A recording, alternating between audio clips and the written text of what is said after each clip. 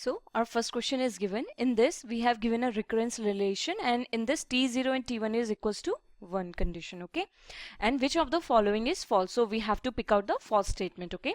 So for this kind of question we can directly use the Master's theorem, or you can use the tree method or substitution method, but if directly it is given, you can solve it using the Master's theorem. When it is in division or here the sum term is given, then you can solve it by using this Master's theorem, okay.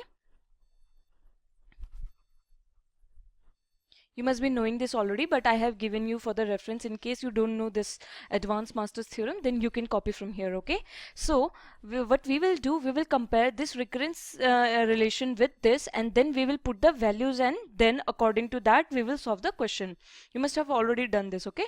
So in this, here the first term, here a is given as 2, okay, we will compare it from here, okay, n by b. So b is also 2 plus theta of n power k. So here n has power 1, so k is equals to 1, okay, and here p, there is no log term, so p is equals to 0, okay.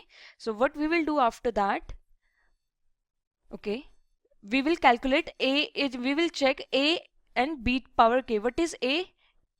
We will check if a is equals to b power k less than or greater than. So a is equals to b power k. Here a is 2 and b power k, sorry, b is 2, sorry, so it is 2. So both are equal, so this condition will be followed, and under this we will see which of the recurrence relation will be used, okay. So here, if p is greater than -1, our p is 0, yes, it is greater than -1, then we will use the recurrence relation, this one. Tn is equals to theta n power log a base b log to the power p plus 1 n, okay. So it will be, we will put the values here, okay. So it will be theta of n to the power log a base b, means log 2 base 2, so that will be 1, log power p was 0 plus 1, so it is 1 n. So what is this now? Theta of n log n. So this is our answer, okay.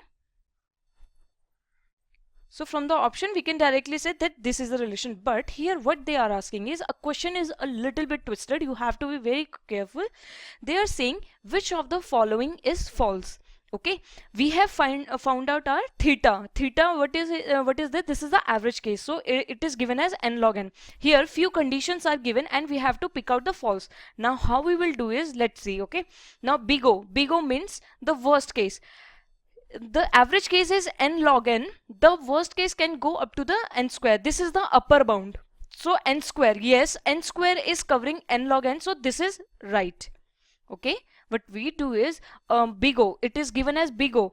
This function theta of n log n is big O of n square. This is right, n square is bigger than n log n, so first option is right.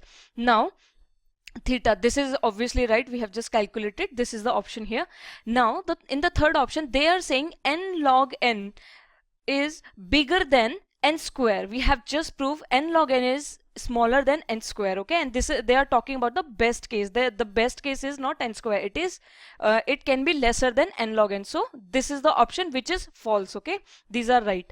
Now fourth option, Tn is equals to order of n log n. This could also be the tight bound, okay, because this is the average case. The worst case and best case can also be the same, okay, so this one is also right. So clearly the C option is right, because they are saying that n log theta of n log n is better than n square, okay. So that's why better, I mean bigger than, but this that option is wrong, so C is the answer here, okay. And for this you can make a note of it. If you don't know the advanced master theorem, you can easily solve many questions directly, or you can use the tree and the substitution method as well.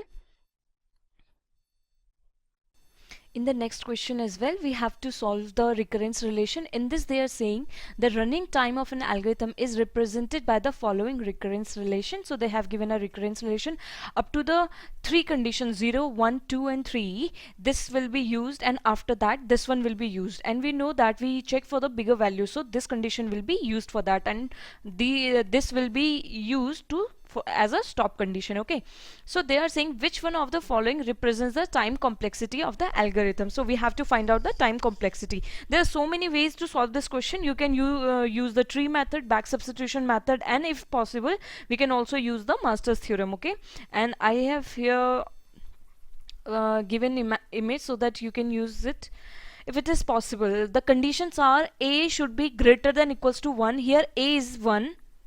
Okay, we will compare this one with this one. Here a is given as 1.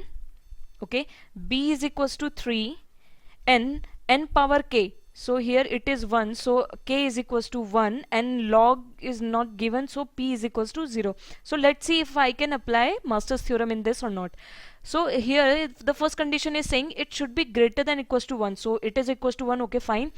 B should be greater than 1. Yes, b is greater than 1. Then k should be greater than equals to 0. Yes, and p is a real number, so it can be anything, so it is right. So I can apply the master's theorem. Master's theorem is very suitable and one of the best way to solve, because here the direct equations are given. Okay, so let's solve. We will compare it with a and b power k. Here a is 1 and b power k is 3, so it is smaller. A is less than b power k. So which condition will be used? Third condition will be used, and in that we will check if p is greater than equals to 0. Yes, it is equals to 0, so the first one will be used, which is Tn is equals to theta of n power k log power p n. Okay, so we'll put the values here. So it is theta n power k is 1, so n, log power p is 0, so 0, n, so it will be 1, so it is theta of n, so which matches with the first option. So A is the answer here. So we have our next question. In this we have given a program. They are saying what is the time and space complexity of the following code. Okay, so they have given us a code and they have given us option, so we have to pick out one of the time complexity and the space complexity here. Okay, so let's first calculate the time complexity. So we know how to calculate it. So here a is 0 and b is 0, so these do not include in any time complexity. What matters most is the loop condition. Okay, so it is running from I is equals to 0 to less than n and I plus plus, and some random function with a is added. So okay, so this statement we will actually have to check how many times this particular statement will execute and how much time it will take. It is actually running from 0 up to n, so it will take order of n time, obviously, because it is running n times. So whatever is my n, actually it is entered by user, so that's why it depends upon the n.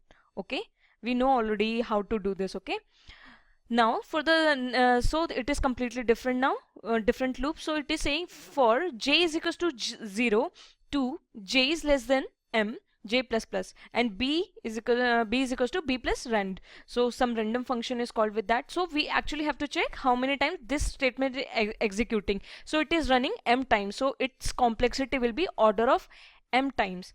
Now the confusion is what will be the time complexity combined. Okay, now it will be order of n plus m. Now why? Because let's see, if here I is 0, I is less than n plus I plus plus, okay fine, order time complexity is order of n. Now if suppose there would have been n again, then the time complexity would have been order of n, then combine order of n plus order of n, that would be order of n, so it will be combined order of n. Okay, but here they have given two different statements. Okay, so its complexity is order of n, its complexity is order of m. We don't know if n is bigger than m or smaller than m. Let's say if m is n square, then when I will combine the complexity of both order of n square plus order of n, then the final answer would be order of n square, just one. But we don't know who is bigger among m and n. Okay, so what we will do, we will write the combined complexity as m plus n. I hope you get the point. Here we don't know the size of n and m, that's why we are writing order of m plus n. Otherwise we would have written order of whichever term is bigger. You can also say order of max of m and n. So whichever is bigger, that's time complexity will be considered. Okay, so this is the time complexity. So it will be order of n plus m, n plus n. So let's see now here what is the space. Always remember, when I am not allocating a new space during the running of my program, what I'm trying to say here, if you will see, I'm not using any extra space. The space given for the array is not considered. Okay, if suppose if my statement would have been, let's say here, create an array, or I am doing some loop with it and I'm creating a new array and putting my values in it. Let's say after calculating each value, I am creating a new array and I am putting my values in it. Then the time complexity will, space complexity would be the size of this array. But here no spaces, no extra space is used. Obviously you will have to give space to the array. Okay, but that do not come under the space complexity. So here the time complexity is big O 1. Okay, so the answer matches here with the C. Order of n plus m is the time complexity and order of 1 is the space complexity. So we have our next question. In this we have given a code and they are asking what is the time complexity of the following code, and they have given us 4 options. Okay, so let's see. So here 2 loops are given. Always whenever the loops are independent, then we will calculate their time complexity independently. But here you can see I is equals to 0, I is less than n, and I plus plus. Here j is equals to n, j is greater than I. So this, because of this condition, they are related. So every time this I loop will run, j loop will run, and we are actually caring about how many times this statement will execute. Okay, so directly you can guess the answer, yes, but also if you want to make sure that you are calculating it right, what we will do, we will make a dry run of the program. Okay, and through that we will see how many times I loop is running and how many times j's loop is running. Our main concern is how many times this particular loop is running, because this is the actual computation we are doing. Okay, so let's see. For the first statement, I is 0, j loop is running in reverse. It is running from n to I. So if my n is 6, then j loop will run from 6, 5, 4, 3, 2, 1. Okay, so nearly n times. Okay, then when I will make I is equals to 1, then j loop will run from 6 to up to 2. Okay, so this is how it is running. If you will notice, then in the first time it is running n times. 1 2 3 4 5 6 n times. 1 2 3 4 5 6. Next time 6 5 4 3.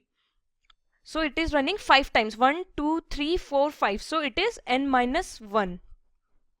Okay, if when i's value, let's say, is 2, then j loop will run 6 5 4 3, greater than I, right? So 1 2 3 4. Okay, so it is decreasing like that. And if you will solve further for smaller values of n, then you will see it will go up to 0. 1 plus 0. Okay, so we know how to solve this. This is the sum of n natural numbers. So it goes like, the formula is n plus 1 divided by 2. And when we solve it, we know how to, this is n square plus n. So time complexity will be order of n square here, clearly. Okay, there's no confusion in that. This is the sum of natural number series, how we calculate it, and this is how the leading term is. We always look for the leading term. It is n plus 1 by 2. Okay, now it will be n square plus n by 2. We ignore the constants. Now among these two, which one is the leading term? N square. So time complexity will be order of n square, so which matches with the D option. Okay, so whenever these kind of question asks, always look for two things. First, whether the loops are running independently or depending on each other. And the second condition is always make this dry run. How many times of one loop is running, and on the basis of that, how many times the other loop is running. Okay, so you will never get your question wrong if you will do this way. So we have our next question, which says, what does it mean when you say that an algorithm X is asymptotically more efficient than Y? Okay, so let's read the statements. It says X will always be a better choice for small inputs, X will always be a better choice for large inputs, or Y will always be a better choice for small inputs, or X will always be a better choice for all inputs. C option is clearly wrong here. It is clearly saying X is asymptotically better than the Y. So we do not talk about the Y. So C option is clearly ruled out from here. Okay, now pay attention. Whenever they are saying that a particular algorithm is more asymptotically more efficient than Y, then we always talk about that particular algorithm in terms of very large inputs. We actually deal with very large inputs. We do not talk about the small inputs. When we have huge data, then we actually check the performance of our algorithm. The algorithm which even with the increase of the input size do not change its complexity or give the constant, that algorithm is considered more efficient and better. So we actually talk about the large input. So this is the B statement. X will always be a better choice for large input, not the small inputs. Here it is saying X will always be a better choice for all inputs. No, sometimes what happens is for our small inputs, our particular algorithm will not give good answers. Okay, so for that it might be designed in such a way that it is good for the large inputs only, because we talk about mainly the large inputs, not the small. So sometimes it gives bad result for the small inputs, but we are more concerned with the more data, with the large inputs. Okay, let's say example, here let's say my one algorithm is giving the complexity as n to the power root n, and other one is giving n to the power, let's say, log n. Okay, so we will see how which one is better. Okay, so there are so many ways to do it. You can directly solve it, put values in it and then see, but the one of the easiest way is putting log on both sides. Okay, let's see. Actually what log do is it reduces the size of the input. Okay, so it will be under root of n log n, it will be log n log n. So these two are ruled out. So under root of n, let's put log again. Okay, log on both sides, so it will be 1 by 2 log n, and this will be log n. So clearly you can see this is the smaller one and this is the bigger one. And when we check, what we do is we do not take input as n, let n is equals to 16 or n is equals to 32. No, we take the inputs like n is equals to, let's take n to the power 128. Such huge values we take. Okay, so let's put it here, 1 by 2 log n. It is log 2 to the power 128. So it is 128. So it will be 6 and 4, 64. Here we are getting 64, and on the log n side it will be 128 log, it will give 6 and 7. Here value is given 7. So what we do is we put the values in a very large sizes, and then we check which algorithm is better. Okay, so clearly this one is better, but just by looking at it we can't say. What we will do, we will just make it smaller and then we will put the very big values on it. Whenever these kind of question is given, that they have given which algorithm is more efficient and you can't directly answer it, always put very large values in the question. Okay, not the small values like this. Always put the large values, then you will get the right answer. So in this question, B is the right option. So next we have match the following type question. In this they have given algorithm one side and the design paradigm they use. Okay, so let's see. So first one is Kruskal's. We know this is used to find the minimum spanning tree, and which approach is used? It uses the greedy approach. Why? Because what it does is it first chooses the smallest edge weight and then proceed to next. So it what it does is on the present scenario it chooses what is the best thing I can get. Okay, so this is how a greedy algorithm works. So Kruskal works on greedy. Okay, so P gives two option. Okay, next one is quick sort. Quick sort is our divide and conquer. Why? Because it chooses a pivot element, put it in one side, and then divide our array into equal. If it is divided in equal, then it is good. Otherwise there are different scenarios which are generated for the quick sort. That's not an issue here, but basically it works on the divide and conquer because it divides the array and then so on. Okay, so Q follows 1. Now Floyd-Warshall. Floyd-Warshall is a all-pair shortest path, and we know it is used under the dynamic programming. We use each and every vertex and then we see the distance from them. Okay, so R uses the dynamic programming. You just need to remember which uses the which method, and that's it. So C option matches with it. P is 2, Q is 1, and R is 3. So C is the answer here. So we have our next question. They are saying which of the following options provides the increasing order of asymptotic complexity of the functions f1, f2, f3 and f4. So they have given us 4 options and we have to arrange them in increasing order of their asymptotic complexity. Okay, so the first one is 2 power n, then n to the power 3 by 2, then n log n and n to the power log n. So always remember exponential functions always have higher than the normal ones. Okay, so f3 will have f3, this one, n log n will have the least asymptotic complexity. Okay, so the first one will be f3. So these two are ruled out clearly, so one of the answer from the A and B will be true. So f3 is least. Okay, now we are left with 2 power n, n to the power 3 by 2 and n to the power log n. Okay, so what we will do, we will compare, let's compare these two. Okay, so what we can do, I have already told you in previous question how we do whenever we are when we have two functions and we have to check which one is asymptotically higher or lower. I will try to break it. You can directly put the values here, but also another way is putting log on both sides. It will actually reduce the size. So it will be 3 by 2 log n, and this will be log n log n. You can cancel out. This is the constant, so it doesn't matter. So 3 by 2 and log n. So obviously this one is bigger. So n to the power 3 by 2 is smaller than this one. So let's compare these two. Obviously this one is bigger, but let's see if it is still. It will be putting again log on both sides. So it will be n log 2 and this will be 3 by 2 log n. Okay, so here log 2, let's remove the constant, so it is n and log n. So obviously n is bigger, so which one is the smallest? Then it is this one, so it is f2. So after f3 we have f2, so it is matching up to this condition. So now let's look at the next one. Among these two, this one is already proven to be smaller, so let's compare these two now.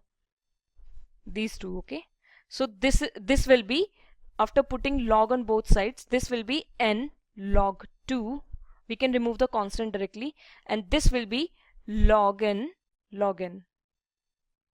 Obviously this one is bigger. Even you can put the values here. This will be smaller and this one is bigger. So 2 power n is the highest. So f1 is highest, then f4, f2 and f3. So option A is the answer here.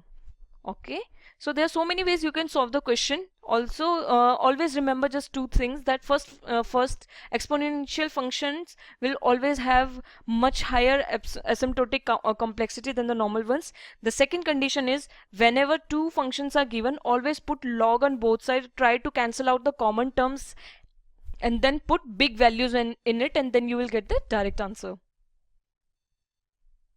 So we have our next question. In this they are saying let fn is equals to n.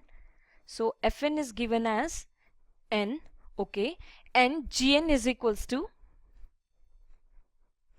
n to the power 1 plus sine n, okay, where n is a positive integer.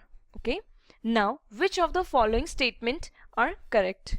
Okay, so first one is saying fn is big O of g of n, and second statement is saying fn is omega of gn. Okay, so for this relation we have to check.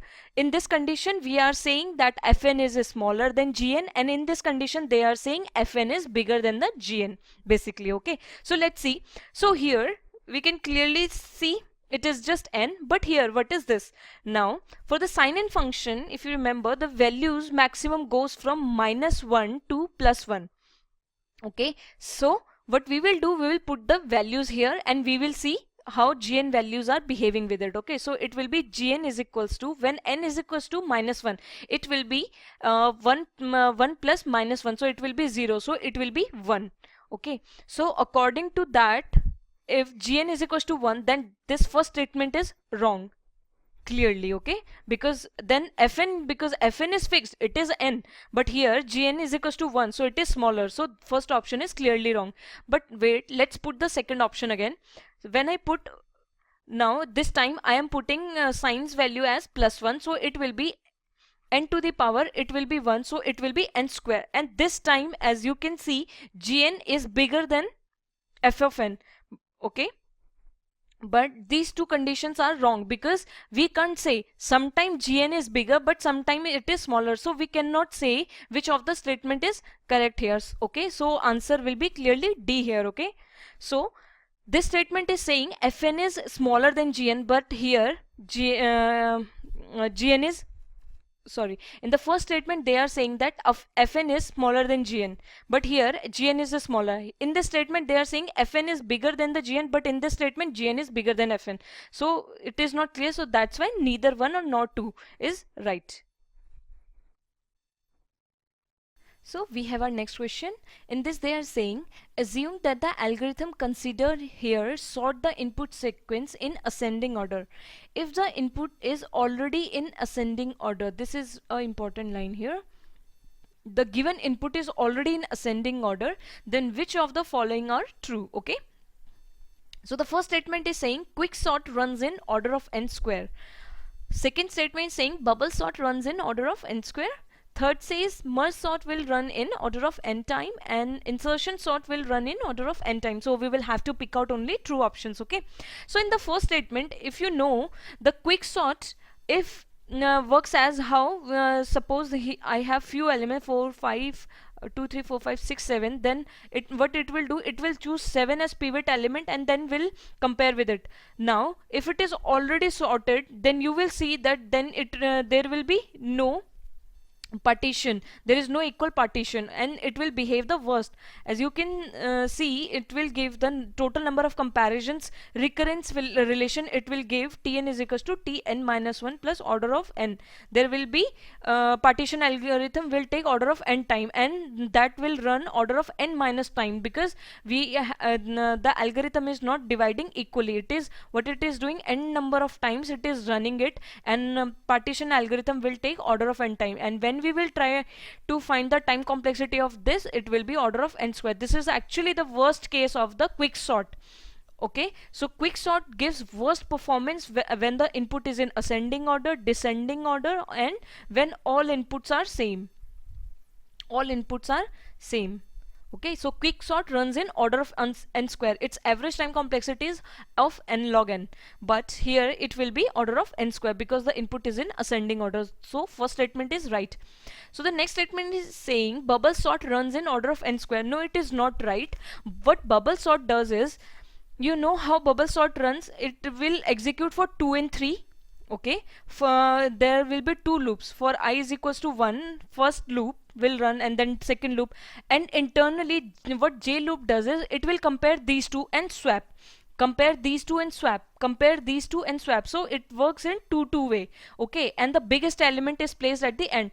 But when the first loop of j will execute, it will see that that there was not even a single swap. So it will understand, okay, the given input is already sorted, so that's why its complexity will be best, and it will give order of n time, not order of n square. So that's why B option is wrong here. Okay, and the third option says merge sort runs in order of n time. No matter what the condition is, always remember, for the merge sort, best, worst and average case time complexity will never change from order of theta of n log n. It is the average, and in the merge sort all three complexities are equal, and it is n log n, it will never change. So third option is also wrong here. Okay, so the fourth option says insertion sort runs in order of n time. Yes, this is also right. Our insertion sort will give best complexity when the input is already sorted, whether it is in ascending or descending.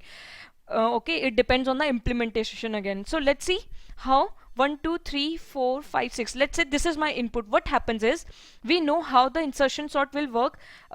From here, what it will do, it will check if it is greater, then there will be no swapping. So only one comparison, no swapping. Okay, then what it will do, it will pick, let's say then 3 is entered.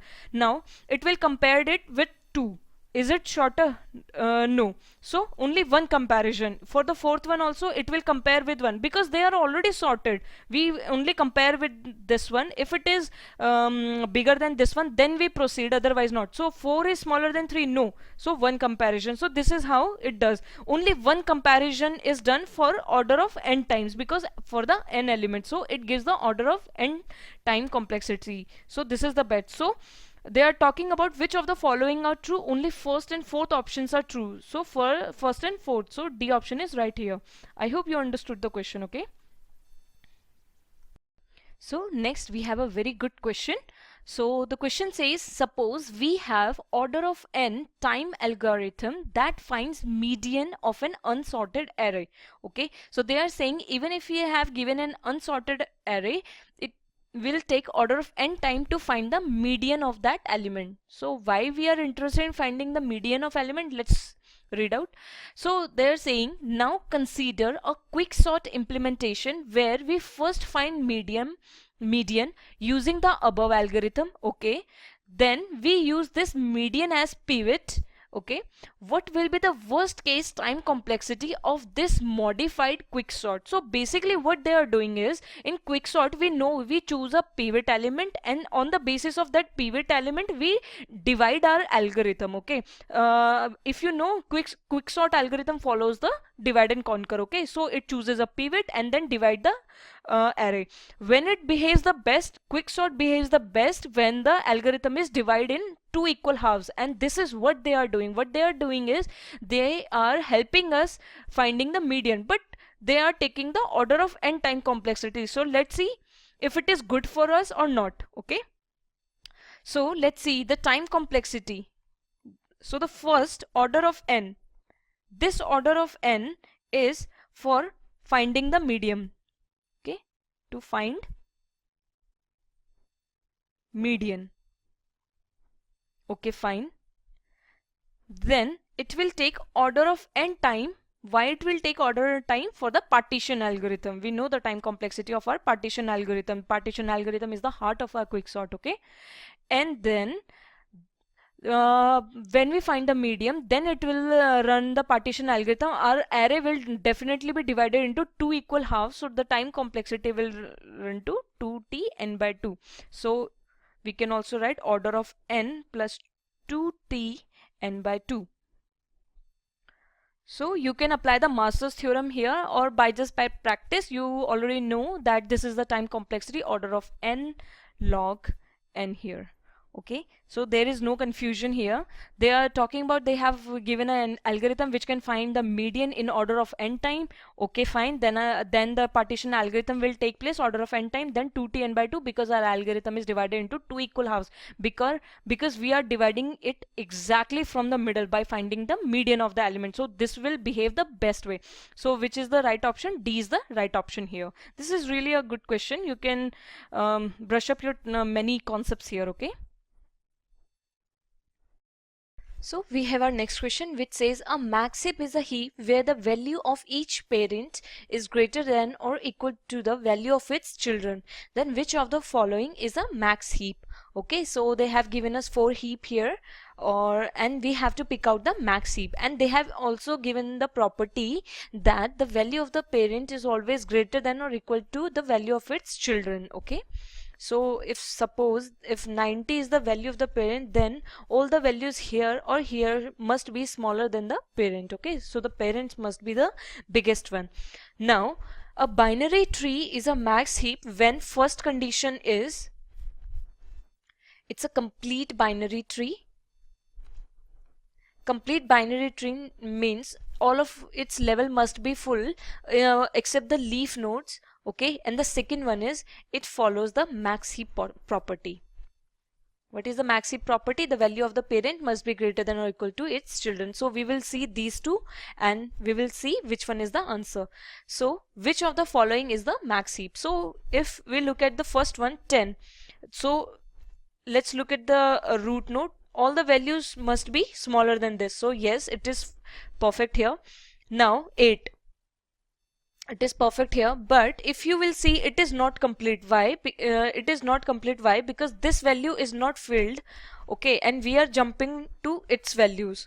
It is not complete binary tree. That's why A is not the answer here. Okay, so we have discarded it. It should look like something. Okay, the values must be full. Okay, here what we are doing is it has 2 children. Now 8 has only 1 children, and we are jumping to the next one and it has 3 children over here.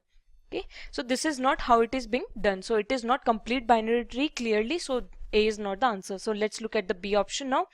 Here let's look at the parent. First of all, yes, it is a complete binary tree, it looks like. And now let's see if it is following the max heap property or not. So 10, this value must be greater than all of these. So yes, it is right. Now let's look at this one. This one is 8 over here, so it should be greater than these two, so it is right. And 6, it must be greater than both of its children. It is greater.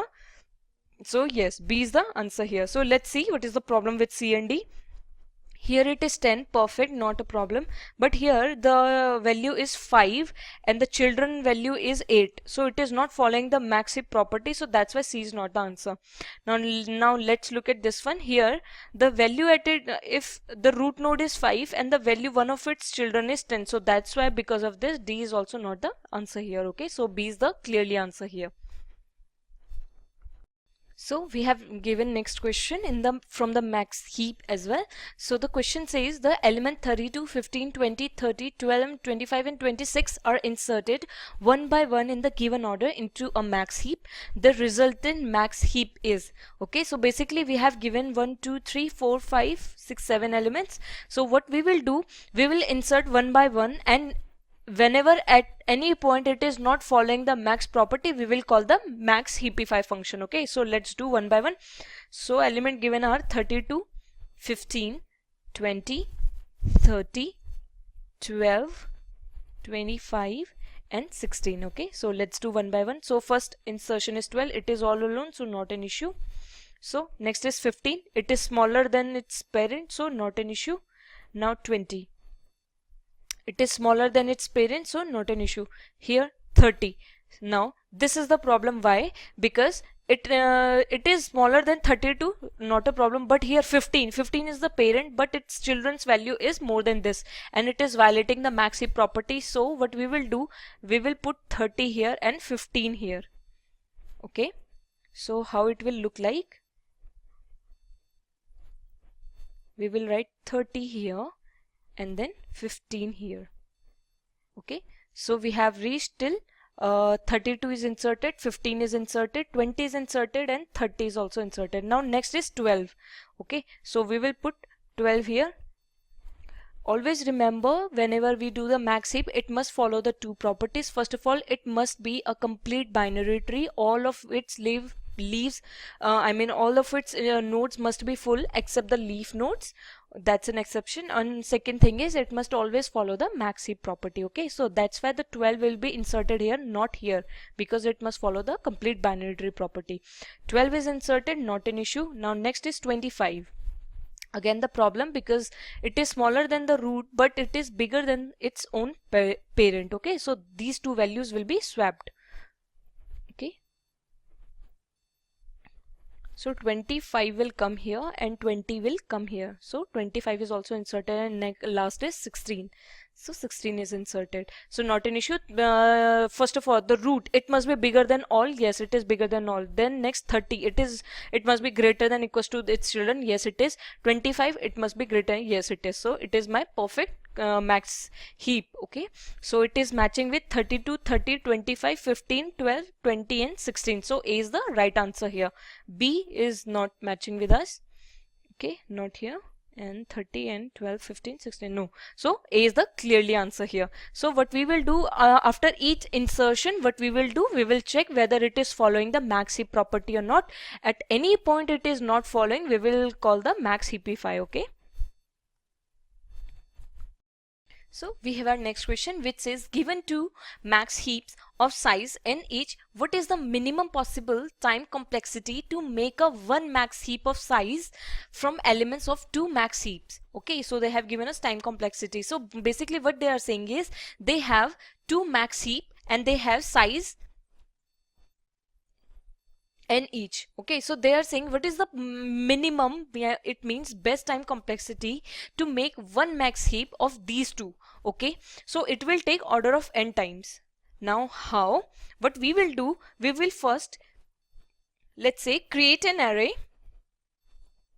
I'm just telling you the procedure how this will take order of just one time. First we will create an array of size 2n and copy both max heaps on it. Okay, so they are saying two max heap has the size n each. So we will make an array and of size 2n, and we will copy both of our max heap. Okay, on our array. Okay, and then second procedure, next is we will call build heap on array of size 2n. Okay, so and we know what is the time complexity of build heap. It is order of n, so directly the answer is C here. Okay, so basically what we have done, they are saying that we had the two max heaps of size n each. What we will do, we will copy them into our array of size equal to, combine their sizes, and then we will call the build heap property. It will convert them into the max heap, and here we have answer. Okay, we are not performing any operations here, so clearly it will be done just by creating a build heap. So order of n is the time complexity. We have our next question, which says a priority queue is implemented as max heap. Okay, initially it has 5 elements. The level order traversal of the heap is 10, 8, 5, 3, 2. Okay, level order means this is how. Okay, it is max heap, so it will go like 8, 5, 3 and 2. So level heap means this level, then this level and this level. So by level wise it will be printed as, first we will cover this level, so it is just 10, then we will cover this level, so it is 8, 5, then this level, so it is 3, 2, and this is how they have printed it. Okay, so this is the level order. Now two new elements 1 and 7 are inserted into the heap in that order. The level order traversal of the heap after the insertion of the element is, we know whenever we add a new element in our max heap, it might will distort our arrangement of the max heap. So what we will do, we will insert the element and we will check whether it is following the max heap or not. If it is not following, we will call the max heapify. Okay, so what I'm saying is, let's do again. The level order traversal given is 10, 5, sorry, it's 8, 8, then 5, 3 and 2. Whenever new elements are inserted, they are inserted into the n in the leaves. So 1, So 1 is creating any problem? It is smaller than its parent and smaller than this one, so no, it is not violating anything. Now 7. Now max heap says the value of the parent must be greater than or equals to its children, but here 5 is smaller than this one, so what we will do, we will call the max heapify. Okay, so these two values will be exchanged. Okay, 7 will come here and 5 will go down here. Okay, so now it is perfect. 7 is smaller than its parents and 5 and 1 are smaller than its parents. So all are following the maxi property. So they are saying the level order traversal of the heap after the insertion of the element is. So I have told you how to do level order traversal. So the first level 10, then the second level it will be 8, 7, then 3, 2, 1, 5. So let's see which of the option. 10, 8, 7, 3, 2, 1, 5. So first is the right option. Here they are confused between 3 and 2 and 1 and 5, so mix and match. So only first is the right answer here. So we have our next question. In this they are saying which of the following is true about the Huffman coding. We know we use the Huffman coding for the compression techniques. Okay, so they are saying the first option says Huffman coding may become lossy in some cases. Okay, and the B option says Huffman codes may not be optimal lossless codes in some cases. C option says in Huffman coding no code is prefix of any other code. Okay, or all of the above. So let's see one by one. So they are saying Huffman coding may become lossy in some cases. Always remember Huffman coding, this is the key point. Okay, Huffman coding is a lossless compression. Okay, lossless compression. Okay, there are never any losses in the Huffman coding, that's why it is very famous. Okay, and in this so it clearly rules out the option A and B and option D as well, and C is the right option. In Huffman coding no code is prefix of any other code. In Huffman coding what we do is whichever element is most frequently used, we use the less number of prefixes. Let's say I am denoting A with 0, then B will be denoted with 1, and then if 1 is already used, same prefix will not be used. So C will be denoted as, let's say, 10, and D is denoted as, let's say, 111. Okay, or 110, whatever you want. So in the Huffman coding one thing is very common, that no two prefixes will ever match, and also it is a lossless compression. So C is the right option here. Here we have our next question. In this they are saying the characters A to H have the set of frequencies based on the first 8 Fibonacci numbers as follows. So A is 1, B is 1, C is 2, D is 3, E is 5, F is 8, G is 13 and H is 21. A Huffman code is used to represent the characters. What is the sequence of characters corresponding to the following code? So they have given us a code.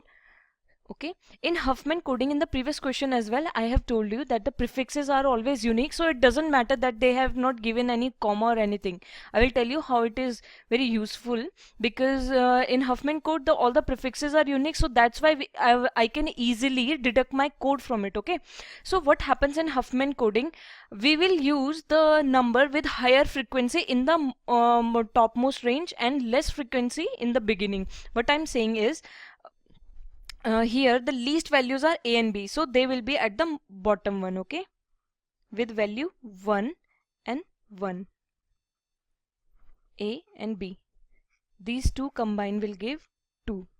So you can follow any method. In the right side you can give greater or equals to, or in the left side as well. So what convention I am using, I am putting values greater than the value here, greater than or equal to value. Okay, so next is C is equals to 2. So C here with value 2 will be added here, so it will be combined value will be 4. It is greater than and equals to I am putting on this side. Okay, so after C I have D, so D has value 3. Okay, so it is 4 plus 3, 7. Perfect. Now after D I have E, so E has 5 values, so 7, 5, 12. So E with value 5. Next I have F. Okay, so F is value 8, so it is 20 here. So F with value 8. Okay, so sorry, I have got shortage of space. So after that, after F, I will use the G. So 20 plus 13, it will be 33. Okay, so G with value 13, and the next will be 21. So 33 plus 21, it will be 54. Okay, for the value H 21. Okay, now you can use any of the convention. It totally depends on your practice. What I do is, for the right hand side I use 0, and for the left hand side I use 1. Okay, so all these will be 1 on the left side and all these will be 0. Okay, if you have solved the Huffman coding already, you know for the H we will use just 0. For G I will use just 10. How it is useful is, if you will see that H is most frequent words, that's why it is getting the minimum bits at 0. Next G, then I'm giving only 2 bits for it. For A, you can see this its frequency is very less, so I can use the biggest code for it. Okay, because its frequency is very less. Okay, so the code given here is this one. It is 1 1 0, then 4 ones, 1 2 3 4, then 0 0, then 1 1 1 0 1 0. Okay, now in Huffman coding we know that there are unique prefixes. Okay, so the first prefix here is obviously 110, because all the values are on the 0 side. Okay, so it will end only when there is 0. 1 1, so next it will end with 0. So this is first prefix, some number of ones, then end with 0, few ones, and then end with 0. Here 0 is all alone, so obviously this is definitely H. Okay, then series of ones and 0, then series of 1 and 0. So the coding will be 110 is used for 110 is used for F. Now 4 ones, 1 2 3 4, 4 ones and then 10, it is used for D. 0 alone used for H, then 3 ones, 1 2 3, 3 ones, and 10 is used for E, and 10 is used for G, and it is matching with the first option. So A is the answer here. You can practice more these kind of questions. Okay, so we have our next question from the job sequencing. In this question they are saying, if the job J is divided into 4 parts, J1, J2, J3 and J4 are given, and their processing time are 1 1 2 3. So it means J1 processing time is 1, J2's processing time is 1, J3's processing time is 2, and J4's processing time is 3. Okay, and deadlines are 3 4 2 3. So deadlines, deadline of J1 is 3, deadline of J2 is 4, deadline of J3 is 2, and deadline of J4 is 3. Okay, if you remember the job sequencing problem, in this what we will do is, we will try to do as many jobs as possible. Okay, here what we do is, first we will have a timeline. Why? Because we are given the deadlines. Okay, so let's say my deadline is from 0 1 2 3 and 4. Okay, 4 is the maximum, so 4 is the deadline over here.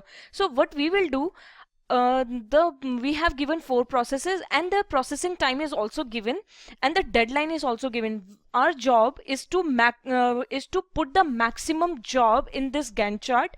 Along with that, we will have to notice their processing time. Okay, so how this is done is, we will try to put the jobs in the Gantt chart very close to their deadlock. This is how we will try to achieve the maximum job done. Okay, so here what we will do is, if you look here, the deadline of the deadline of J1 is 3, the deadline of J2 is 4, so they can be done up to till this point and this point. Okay, so not an issue. So let's just put, okay, the deadline of J1 is 3, so J1 will be put here. and its processing is 1 unit, so it will be processed from 2 to 3. Okay, fine. Now J2, its deadline is 4. Okay, so I can place it here, here, here, but its deadline is 4 and processing time is just 1, so I can place it here. It looks more efficient. Okay, now I have these two options only and 2 unit of processing time. My job J4 is taking 3 unit of processing time, also its deadline is up to here. So what I will do, best option here is putting J3 over here.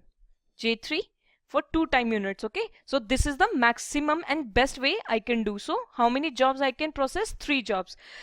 But if you by mistake solve the question wrong way, then what would you have done at that time? Let's say 0 1 2, same situation.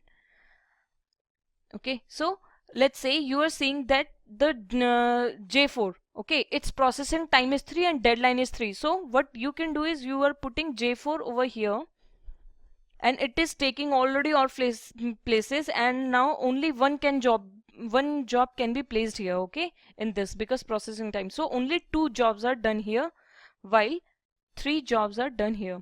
Actually you can follow any pattern, but what is our goal is to put the as many as jobs possible in the Gantt chart.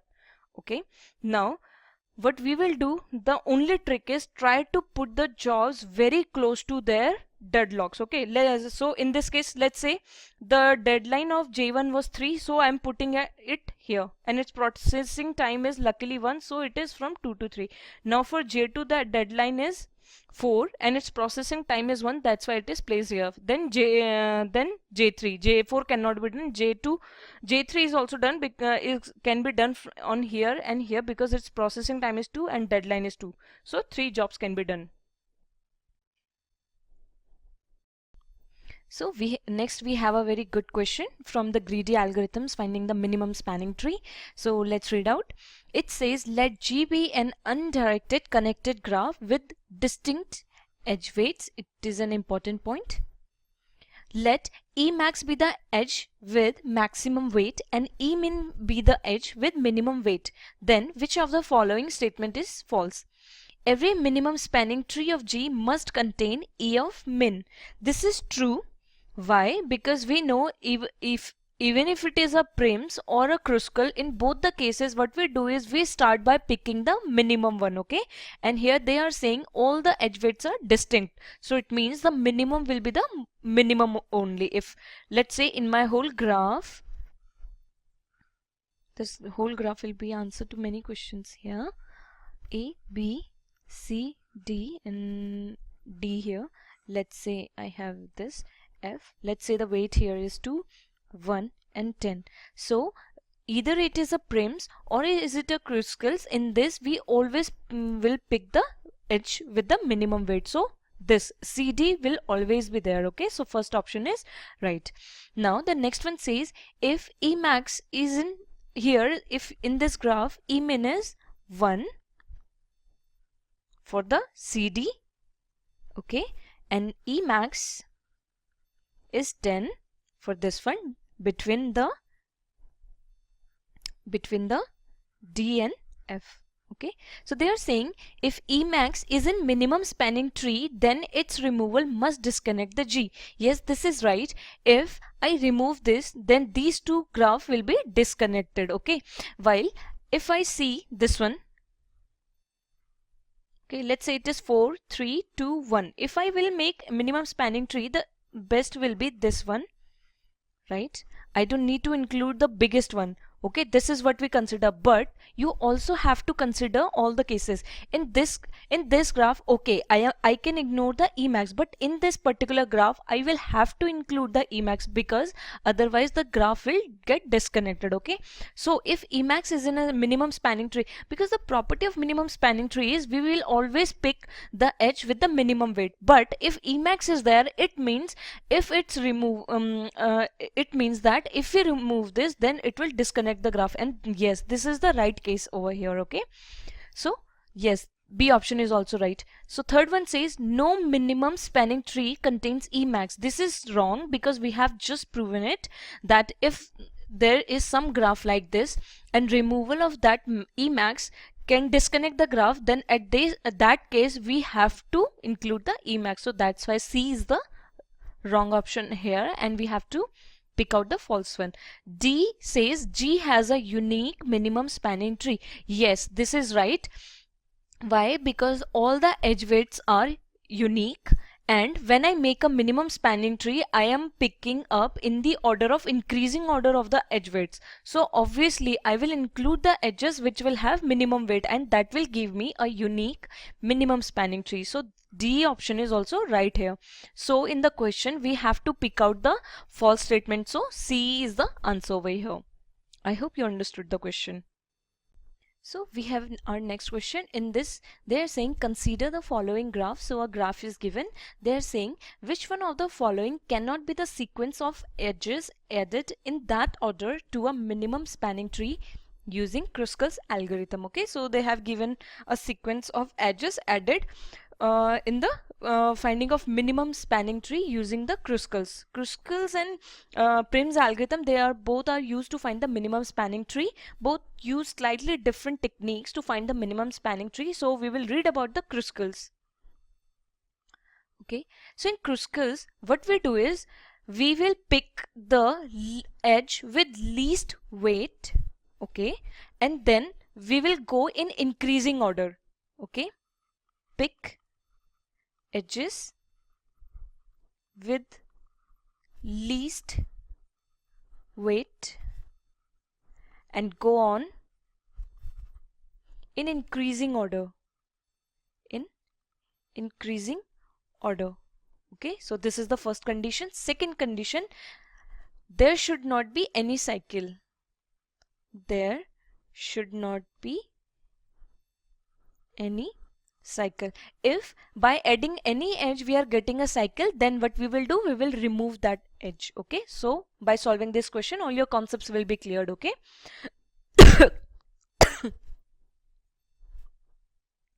So what we will do here, we will pick out the edges with least weights and we'll go in increasing order. Okay, so you can see the least weights are 1 and 1 here. Okay, so we will pick these two and they are not adding any cycle. Okay, so here we have A, here we have B, here we have D, then here we have F, then we have C here and E over here. Okay, so we are saying we can add this one and this one because their addition is not giving any cycle. Okay, and one more thing, I can begin either from AB or from DF. Okay, so my order I'm writing here. Okay, so I can go in either A to B or D to F. Okay, these two orders can be changed because their weights are same 1 1, so it can be either DF AB or AB DF. Okay, so 1 1 are both done. Okay, so now let's minimum weight is 2 and the edges are this one and this one. Okay, so let's make from B to F. From B to F. It is not creating any cycle, so it is perfect. I can add that. So it is BF. Now we have one more edge with weight 2 from D to C and its addition is not giving any cycle, so yes, I can add it. This one is also 2.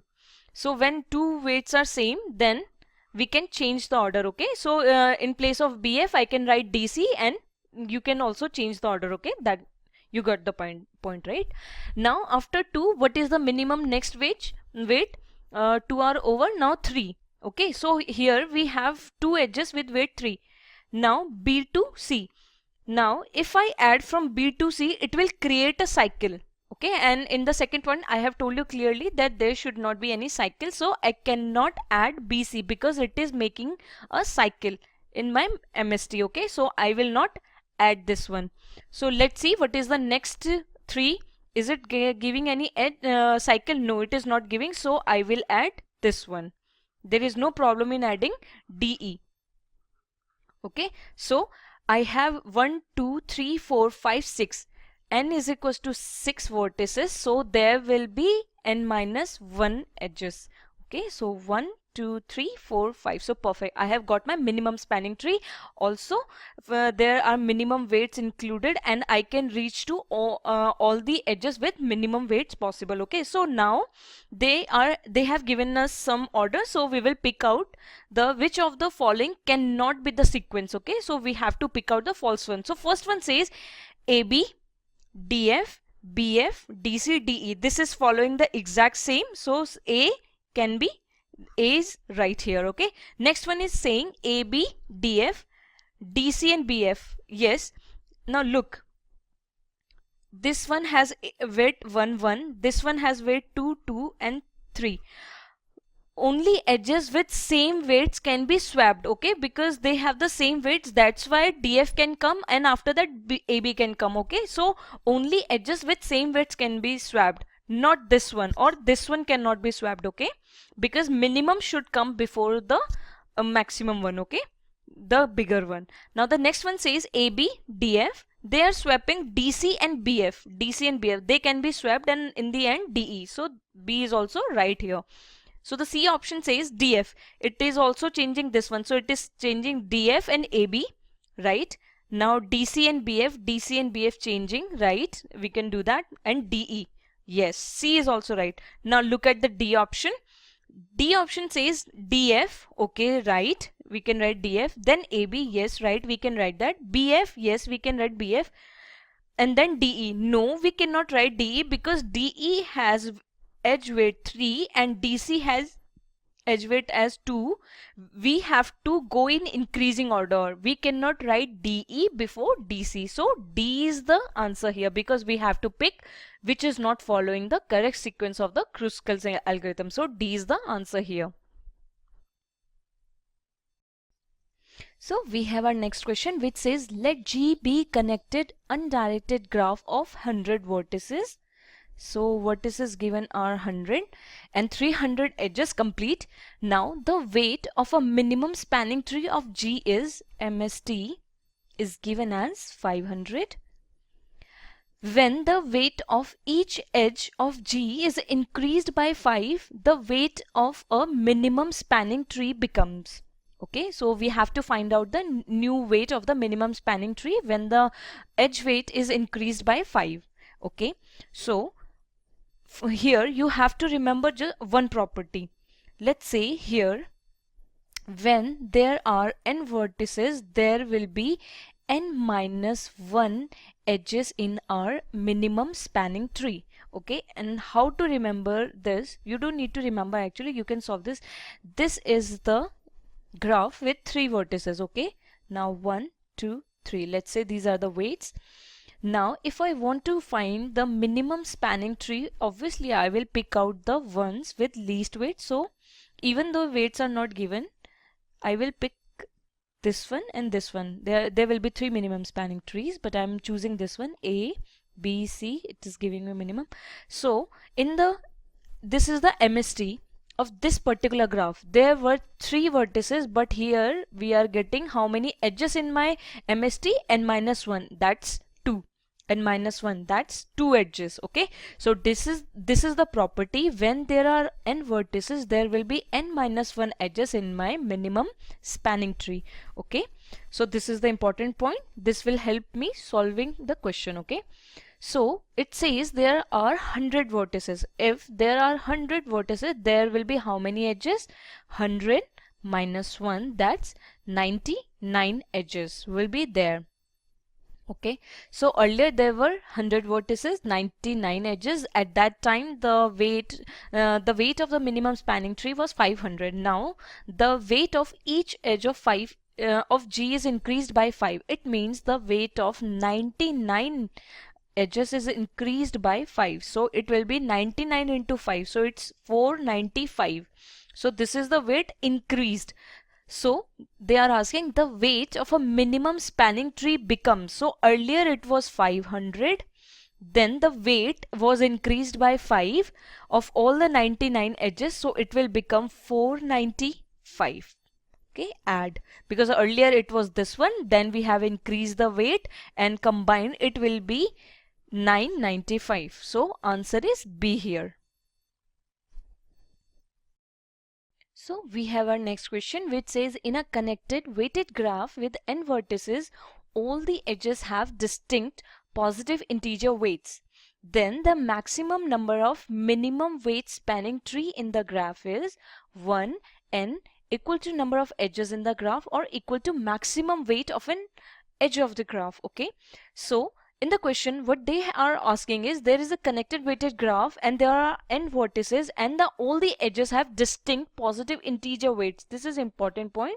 They all have distinct weights. Okay, then the maximum number of minimum spanning tree, then how many spanning trees we can get if we have distinct weight. Okay, so to solve these kind of question, the best way is take an example and try what the answer is coming out of it, and then you can answer. Okay, no need to remember anything in exams. Okay, so in the first case, let's say I am taking this example. In this, the weights are can be equal. Okay, in this case there is ambiguity. I can get more spanning trees. I can add this one, I can add this one, or I can add this one. 2 okay, B C A, B A C, okay, and here A B C.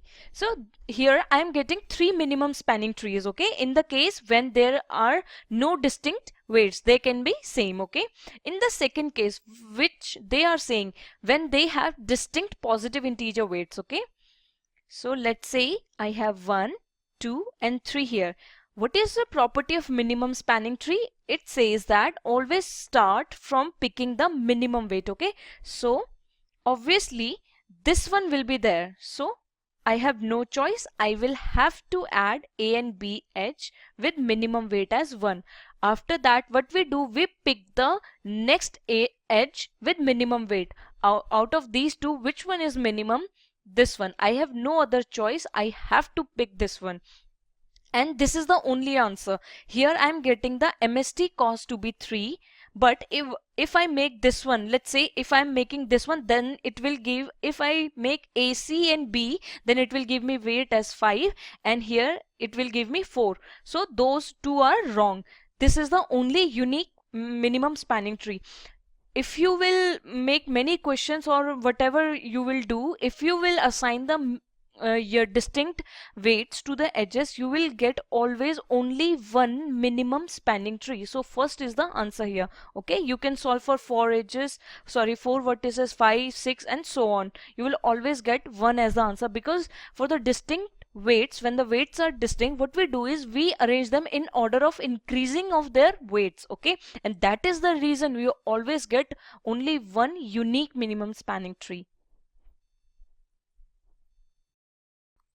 So we have our next question, which says the Floyd-Warshall algorithm for all pair shortest paths computation is based on greedy algorithm, divide and conquer, dynamic paradigm, or neither greedy nor divide and conquer nor dynamic programming paradigm. Okay, so Floyd-Warshall algorithm is used to find all pair shortest path, and in this we calculate all the possibility. Okay, so for that obviously we cannot use the greedy algorithm. Why? Because in greedy what we do is on the basis of present scenario we choose the best option out of all. Like in minimum spanning tree, what we do is we at the present look what is the best minimum weight I can put, and on the basis of that I proceed further. Okay, so greedy algorithm you can say is based on the local knowledge only, but in Floyd-Warshall we calculate all the possibility of all the vertices given. Okay, so this is not the answer. Divide and conquer is also not the answer.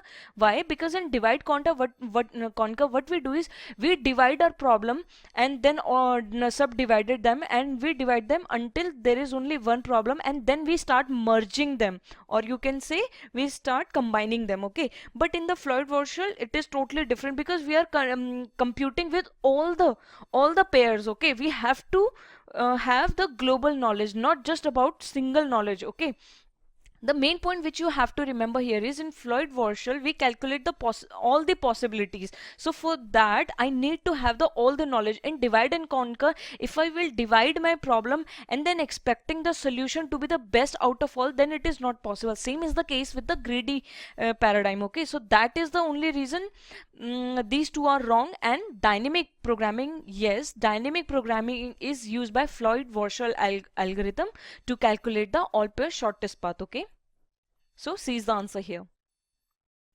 So we have our next question of the type match the following type question. Okay, so in this they have given us some algorithm and they are saying which technology or which technique they use. Okay, so we will solve one by one. So first says Prim's algorithm for minimum spanning tree. Okay, in the Prim's algorithm, why we use it? To find the minimum spanning tree, and in that what we do is we pick out the least weight out of all and then we proceed. Okay, so which method is that? It is a greedy method. What we do in greedy method, we on the basis of present scenario we make a decision. Whatever looks best in the present, we choose that option. Okay, so P matches with the 2. Okay, so that rules out option number A and rules out option number B as well. Now C and D. Okay, so next says Floyd-Warshall algorithm for all pair shortest path. Now Floyd-Warshall algorithm uses all the possibility, and that is only possible with the dynamic programming. Okay, so Q option uses the third. Q is using the third. So C is the answer. In the exams, what you can do is you don't need to check all the options, just start ruling out the options. If you even don't know all the 4 options, just look out whatever the answer you have got, just match it with the options. Like just by solving these two, I have concluded that C is the answer, because Q here is matching Floyd-Warshall is a dynamic, and that is why C is the answer. But we will proceed. Okay, merge sort. We know how merge sort works. We use it by using the divide and conquer method. We divide our algorithm and then use the merge procedure, and this is how we do our merge sort. So R is 4. Yes, R is 4. And then Hamiltonian circuit. What is a Hamiltonian circuit? In this we visit the each vertex and return back to the starting. There is a possibility of backtracking, that is why. Okay, so S matches with the 1. So C is clearly the right answer over here. We have our next question, in which they are saying which one of the following algorithm design technique is used in finding all pair of shortest path, shortest distance in a graph. So if you remember, all pair shortest distance in the graph is done by the Floyd-Warshall, and it uses the dynamic programming. Now why it uses the A is the right answer, by the way. Why it uses the time? Because it calculates all the possibility, which is not possible with the backtracking, and greedy not at all, because in the greedy we'll look at the present scenario and on the basis of that choose the best option. So greedy is not the answer obviously, and nor the divide and conquer, because we are talking about all the possibilities. In Floyd-Warshall, you can remember, in Floyd-Warshall what we do is we at each node calculate the best possibility with all. Okay, so we need to have the global knowledge, which is not possible with the gradient divide and conquer. Backtracking is not a good idea. Why? Because if standing at a node, if you can see the best out of all, then obviously there is no need of backtrack. Okay, so that's why dynamic programming is a good option here. So we have our next question, which says adjacency list is preferred over adjacency matrix when graph is planar, dense, cyclic, or none of these. Okay, so what is an adjacency list and the adjacency matrix? It is a way of representing a graph. Okay, whether it is connecting, how they are connected and all. Okay, so let's suppose this is my graph G1, 0 is connected to 1, 4, and like this. So when we store this type of graph, how we do is there are 2 ways. One way is this is the adjacency list, and the other one is adjacency matrix. You know what a matrix is, okay? So how they are represented, see here, look at this 0. 0 is connected with 1 and 4. So in the column 0, it is connected to only 1 and 4, and rest are 0. Okay, now let's look at 4 now. in this 4 1, it is connected with 3 1 and 0, so it will be 1 for only 0, 3 and 1, and for 2 and 4 with whom it is not directly connected with 2 and 2. Yes, it is not only connected with 2 only, and obviously to itself there is no self loop, so two values are 0. So this is how adjacency matrix works. It takes order of v square time. That is why it is not ideal when the graph is sparse. Sparse mean when there are fewer elements, because no matter what, even if there is a graph like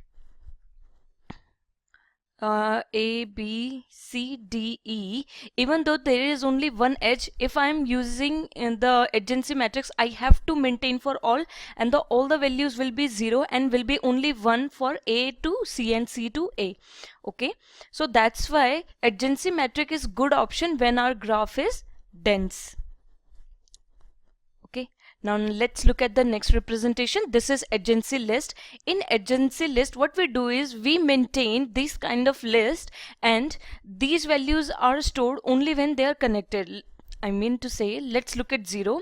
0 is connected with 1 and 4, so only 1 and 4 values will be stored, and 1 and 4 are also connected, so 1 and 4. Okay, now let's look at the value 4. Now 4 is connected with 3, 0 and 1, that's why. Okay, and the last will contain the ground or the null values. Okay, because there is nothing to point now. So this is how adjacency list look like. Okay, and if you know our Prims and Kruskal, they both use this kind of representation. BFS and DFS also uses the adjacency list, because we don't know the size of our graph. Okay, and adjacency list, it is an advantage when the graph is sparse, because we don't have to maintain so many pointers when the graph is sparse, but it will behave its worst when the graph is very dense. Okay, and when I want to search where, now metrics are good when I want to see whether two nodes are connected or not. It will take just order of 1 time, but in adjacency list it will take order of v time, because to check whether 0 is connected with 2, I have to traverse the whole list. Okay, that's why order of v, while in adjacency matrix I can directly go to that location and it will take order of 1 time. Well, this is some extra knowledge, but what is the question? They are saying adjacency list is preferred over adjacency matrix when the graph is this is preferred when the graph is sparse. Okay, sparse means only few connected components. Okay, not planar. Dense, definitely not cyclic. Okay, we are not talking about whether it is cyclic or non-cyclic. We do not care about. These are the representation of the graphs. Okay, so here we only care about whether it is a dense graph or the sparse graph, and for adjacency list we need a sparse graph. So none of the option matches, so our answer is the option D here, none of these. So here we have next question. It is a very good logical question, so look carefully. So they are saying an undirected graph G has n nodes. Okay, its adjacency matrix is given by n cross n square matrix whose, so the first condition they are saying is diagonal elements are zeros, and second statement says non-diagonal elements are ones. Then which of the following is true?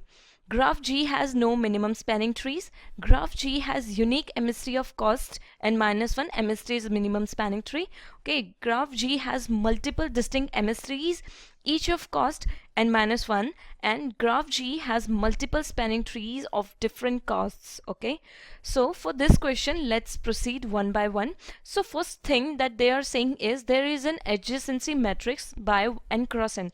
So let's make an adjacency matrix like they are saying. Let's make a 3 cross 3. Okay, let's take the small example. Okay, so we are making our adjacency matrix for 3 nodes. Right, now they are saying diagonal elements are zeros. Okay, it means 1 1 is 0, 2 2 is 0, and 3 3 is 0. And non-diagonal elements are ones, so it means it is 1 1 here, 1 1 1 here, 1 1. So here diagonal elements are 0, rest of them are ones. Okay, then which of the following? So let's try to make a graph out of it, what it is trying to say. So it is undirected, so let's make 1 2 here and 3. According to this matrix, it is saying 1 is not connected with 1 itself. It means there are no self loops. It's a simple graph, okay? 1 is connected with 2 and 3. So let's connect 2 and 3. Okay, now let's come to 2. 2 is connected with 1 and 3. 2 is connected with 1. Okay, now it is also connected with 3. Now 3 is connected with 1 and 2. Okay, now if you look carefully, even if you make 4 nodes with 4 graphs, you will get the graph with K3. K3 means a graph. It is a complete graph with 3 nodes. Okay, so basically they are talking about the complete graphs. Complete graphs when all the nodes are connected with each other. Okay, now example, if I'll make like this, it is not a complete graph. Why? Because these two nodes are not connected. Now it is a complete graph. Okay, so I hope you already know the definition. Oh, by mistake I have deleted it. It's okay. My point was only to tell you that they are actually talking about a complete graph. Okay, so let's see. They are saying a graph G has no minimum spanning tree and all these things. Always remember, let's say this is my graph, a complete graph, A, B and C. It is my complete graph. If you know the property how many spanning trees can I give for my complete graph, then there is a direct formula. It is given by n to the power n minus 2. Okay, remember, if you can remember, it is good. For a complete graph, when I want to find how many spanning trees will be there, it will be given by n to the power n minus 2. Here n will be the number of nodes. Like in this case, okay, it is n is equals to 3 here. Okay, so you can calculate. Now we are not going to use this particular property. This is only used to say that there will be multiple MSTs. Obviously here at n is equals to 3, it will be 3 to the power 3 minus 2. It's 1, so it means I will get 3 MSTs. So for this I can get let's say this one, A, B and C. This is the first. I can also get like this, this one A, B, C, and the other one like this. So A, C and B. So I got 3, and yes, I got 3 MSTs. Okay, so I will get multiple MSTs.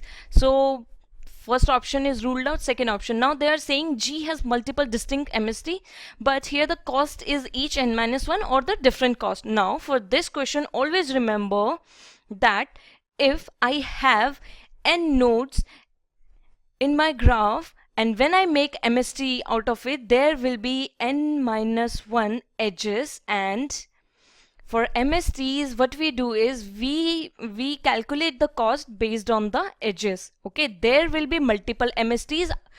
Because of this I have proved that there will be multiple MSTs.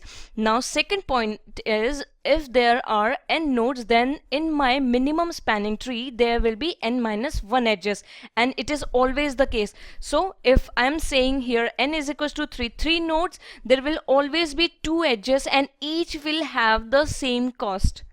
Okay, now when I talk about n is equals to 4, then it will be 3 edges and they all will have the same costs. Okay, not the different cost, they will have the same cost. Okay, so answer is clearly C option here. I hope you get the point. So we have our next question, which says, which of the following algorithm can be used to most efficiently determine the presence of a cycle in a given graph? Is it DFS, BFS, or the minimum spanning trees of prims and cruscals? Okay, so for this particular question, what I'll do, I'll directly tell you the answer, and then I will show you how it is used to detect the cycle, and then I will rule out the other options. Okay, so the answer is depth first search. Clearly the depth first search has very important property that it is used to determine the presence of a cycle in a graph, and it makes it very useful algorithm, and it is used in many places. Okay, so the first thing that we need to know is DFS uses a stack. So basically what it does is, let's say I have a graph, it actually uses backcache technique. So let's say here I have a loop, and let's say A is also connected with my C, and C is going back to A. If you can see, there are 2 cycles from A to C and then back C to A and then B over here. Okay, so what DFS does is, it starts from one point. Let's say this is my start.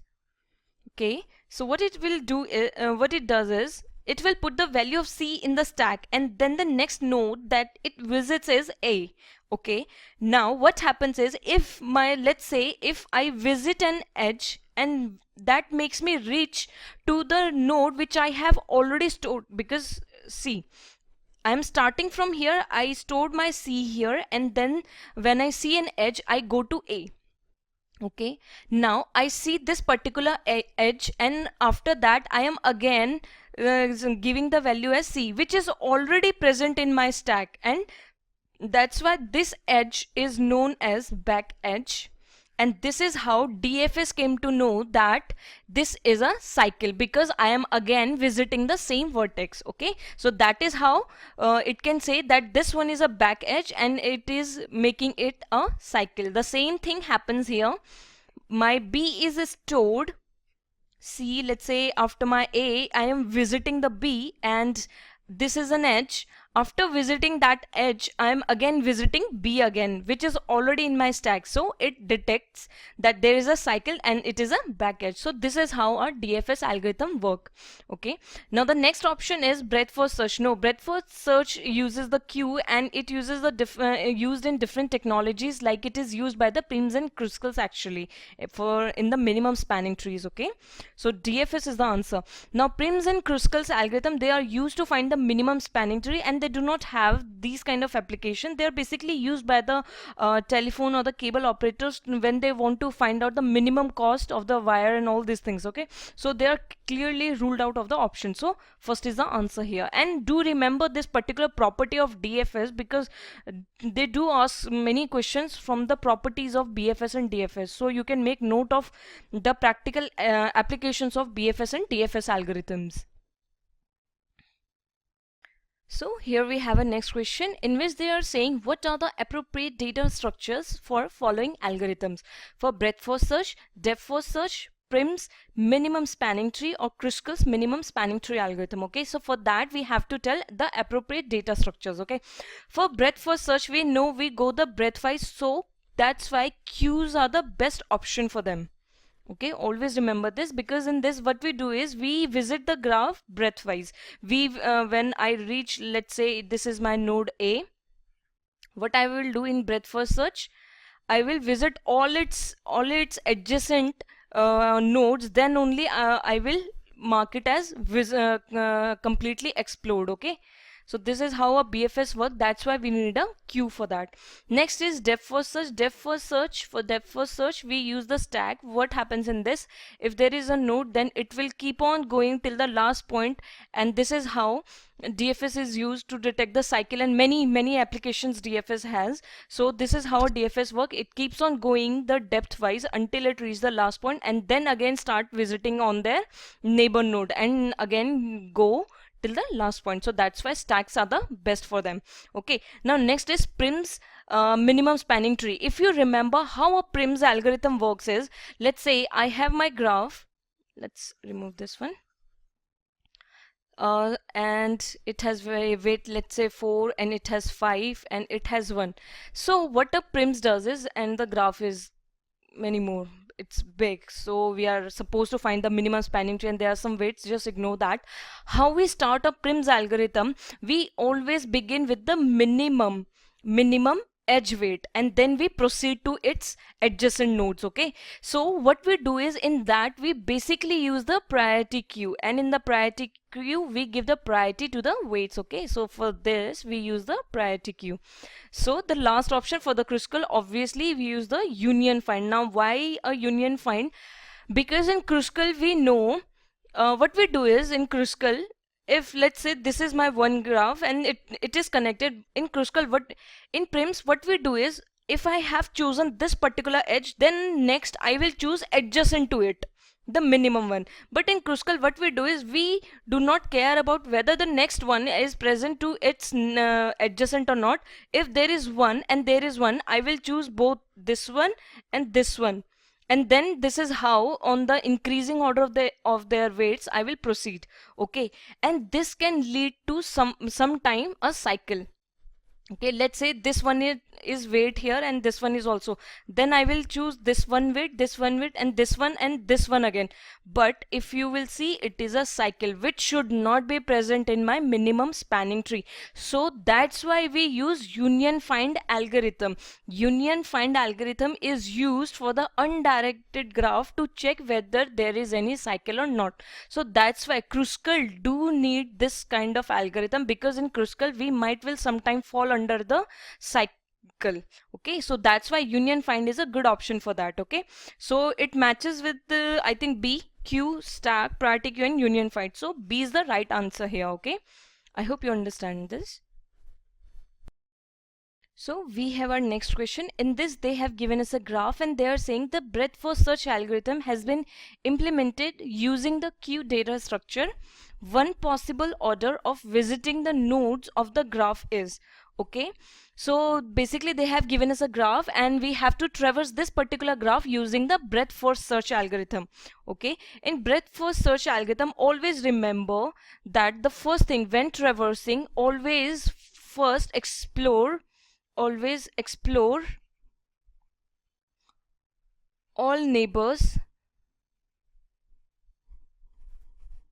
then only jump to next level. Okay, and also here the order matters. Second point is order matters. In which order you are visiting a particular node, on the basis of that their neighbors will be picked. Okay, so what I'm saying is, I'll solve this question and you will understand what I'm trying to say. Okay, so in the first, what we will do, I will pick out each option one by one and we will prove them right or wrong. Okay, so they are saying one possible order. Possible order means there can be many orders. It totally depends on from which node I'm starting with. Okay, so here they are starting with M, then N, then Q and Q. Okay, so we will see what is the correct answer here. So let's just begin with M. So if I'm visiting my M, then all of its neighbor will be mentioned. So they are saying I am visiting after that N. Okay, visit it, there is no problem. And after that it is visiting O. No, I cannot visit O, because after M can visit only N, Q and R, not O. Then when it is done, then N can write O. Okay, M's neighbors are N, Q and R. It cannot jump to O directly, and only when it is all its neighbors are visited, then only it can jump to other one. I have mentioned right here, always explore all neighbors, then only jump to next level. Okay, so this is wrong here. So let's look at the second one. They are starting with N. Okay, start with N. Then N is visiting Q. Okay, fine, no problem. Then it is also visiting M. Yes, okay, no problem. And P. N cannot visit P. N can only visit Q. Or what are the neighbors of N? N's neighbor are M, Q and O only, not P. So N cannot visit P. So because of this P, B is also wrong option here. I hope you get my point, right? We can only visit when all the neighbors are visited, then only I can jump to my next point. Okay, so let's look at the C option. They are starting with Q. Now what are the neighbors of Q? Q has neighbors M, N and P. So only these three should come and then only their neighbors will come. Okay, now Q is saying I am visiting M. Okay, you can visit N. Yes, you can visit. And then I'm visiting P. Okay, now Q has done a perfect job. It is visiting only its neighbor M, N and P. Okay, fine. Now Q is fully explored. Now I can remove Q from my Q. Okay, so, names are matching here. Now P, now M has the neighbors R. So I will visit the next. Now we will always go in order. Okay, Q is totally visited because all its neighbors are explored. Now let's come to M now. What are the neighbors of M? M's neighbor are R. So after that R should come. Okay, now M has neighbors N, Q, which were already in the queue, so there no need to mention this. Now the new neighbor of M is R. R should be here. Now M is also fully explored. Now I can remove M from my queue. Now next point is N. Okay, now N. What is the neighbor of N which is not visited yet? It's O. Okay, so let's see if it is matching Q, M, N, P, R, O. Yes, C is the right answer here. Okay, now let's see why D is wrong, even though they are looking same and right. Now let's see why D is wrong. Do listen to this point very carefully. Okay, it is very important. It is saying I'm starting from the queue. Okay, you can visit from the queue. It is saying my neighbors are M, N, and P. Yes, its neighbor are M, N, and P. Perfect. Now I can remove Q from my queue. Now next point is M. Now M's new neighbor is R. It should be R. But what it is doing, it is showing O first. First M's neighbor will come and then only N's neighbor will come. We will always follow the order. That's why D option is also wrong here. Okay, so for solving the BFS questions, always pay attention. First thing is, when you choose a particular node, all its neighbor must be explored, then only you can jump to the next row, and it must always go in order. If you have chosen Q's neighbor like says M, N and P, then you always start with M, then N and then P. Okay, so answer is C here. I hope you understood. We have our next question, which says consider the directed acyclic graph with consider V. Vertices are given 1, 2, 3, 4, 5, 6 shown below.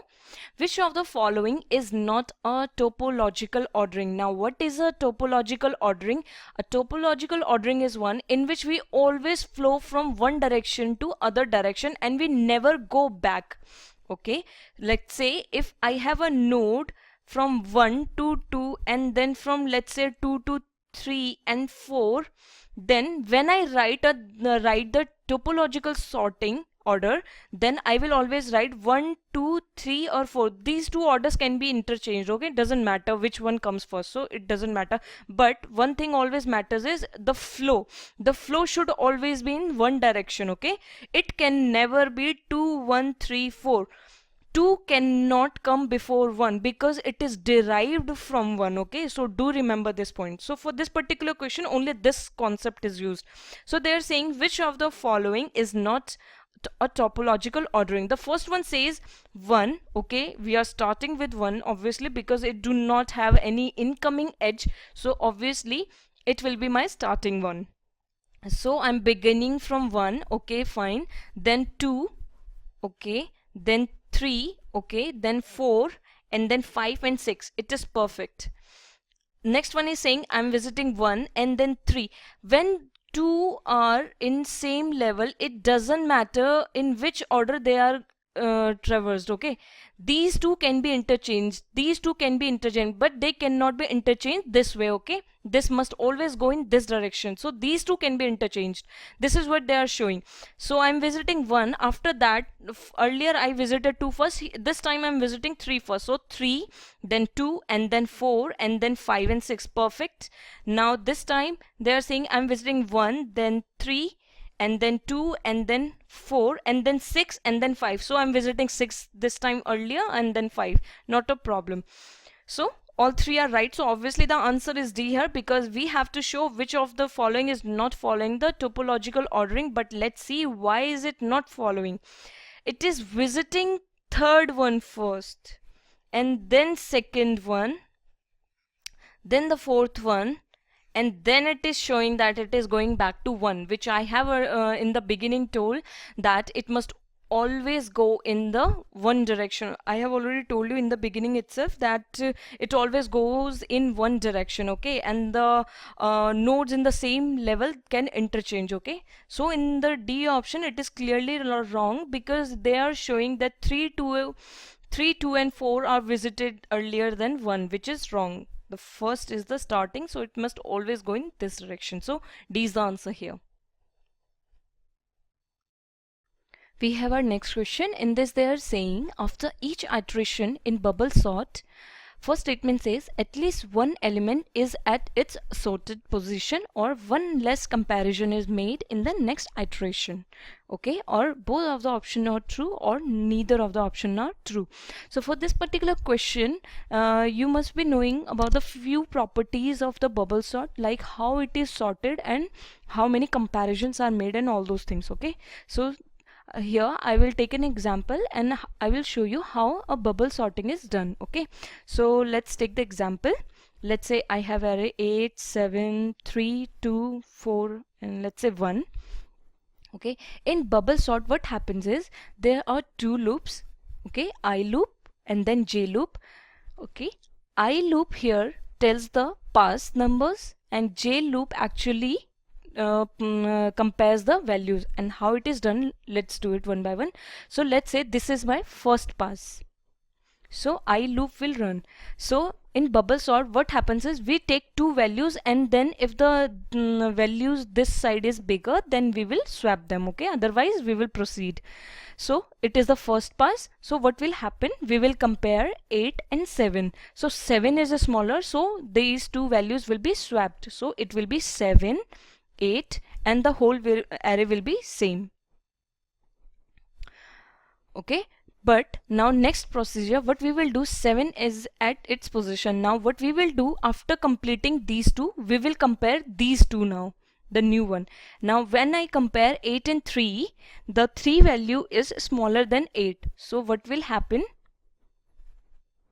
3 will come here and 8 will be swapped here. So these two values will be swapped. Now 8 and 2 will be compared. So obviously 2 and 8 will be swapped. So 2 will come here and then 8. What we do is we take two values and compare them, then two values and compare them, two values and then compare them. Now I will compare 8 and 4.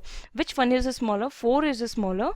So 4 and 8 will be swapped. Now 8 and 1, obviously 8 is bigger, so 8 will be here and 1 will be here. So if you look carefully at the first iteration, my biggest element is at its last position. Okay, now I will execute this loop one more time.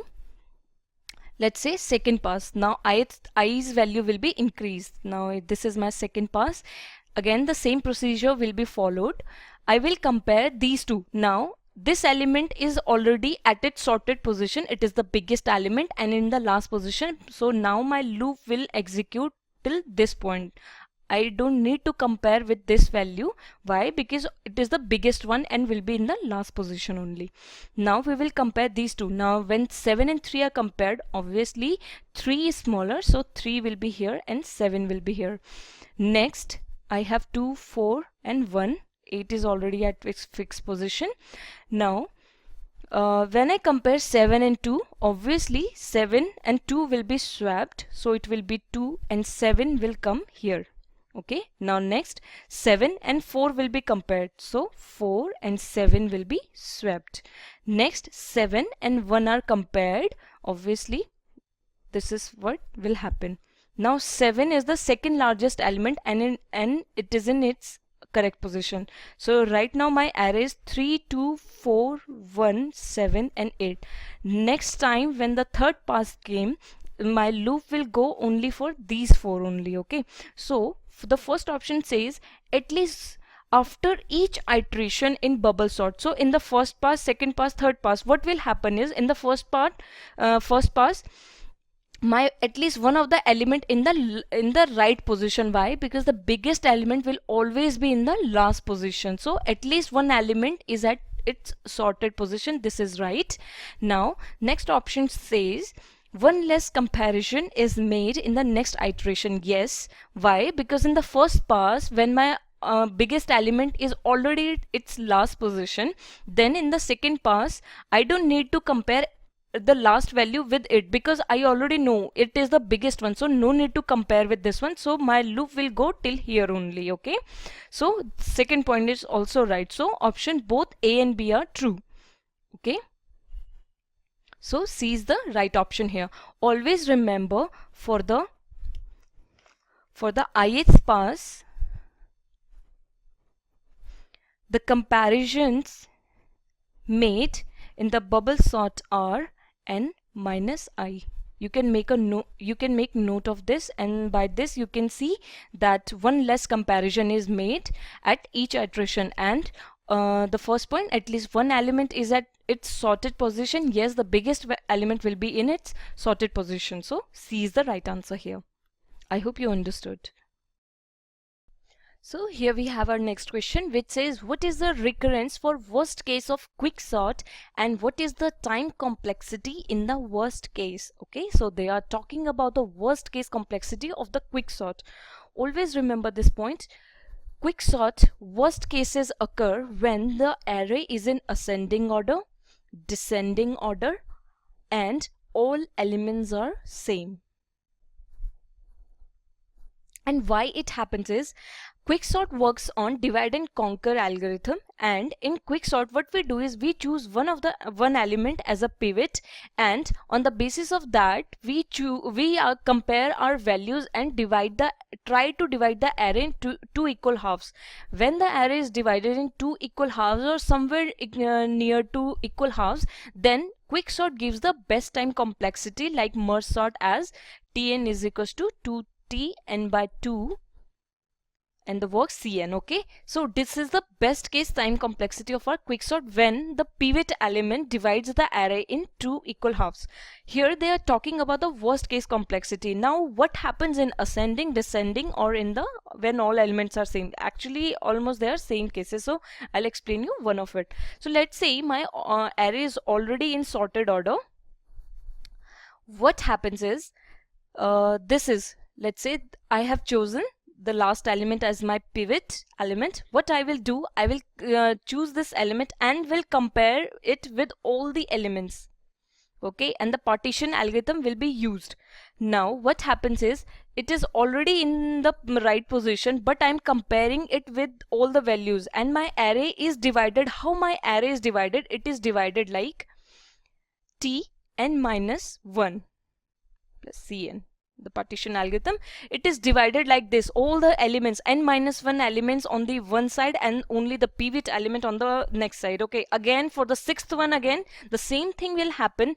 All these elements, n minus 1 elements for the next, will be in this position and pivot at its position. So that is why it gives the worst case complexity. And when you calculate it using the back substitution or by the tree method, you will get the time complexity as order of n square. Okay, so the worst cases when quicksort gives, the worst cases are when the given input is already in ascending order, descending order, and when all the inputs are same. The same thing happens when it is in descending order. Okay, and the same thing again happens when, because in the quicksort, if I choose an element, let's say if I choose 4, okay, let's say my array is 8 7 3 1 4. If I choose this one as a pivot, then it gives the best complexity because my array will be divided like 1 4 3 8 and 7. Two equal halves will be divided, then it gives the best complexity. But when it is in ascending order, all the elements will be in one block and the pivot will be all alone. So that's why it gives the worst case complexity. So in the 32 they are saying the recurrence relation will be Tn minus 1 and the time complexity will be order of n square. This is the worst case of the quicksort. So B is the right answer here. So we have our next question. In this they are saying the worst case occur in linear search algorithm when item is somewhere in the middle of the array. Array is not at all in the array. Item is in the last element of the array, and item is the last element in the array or is not there at all.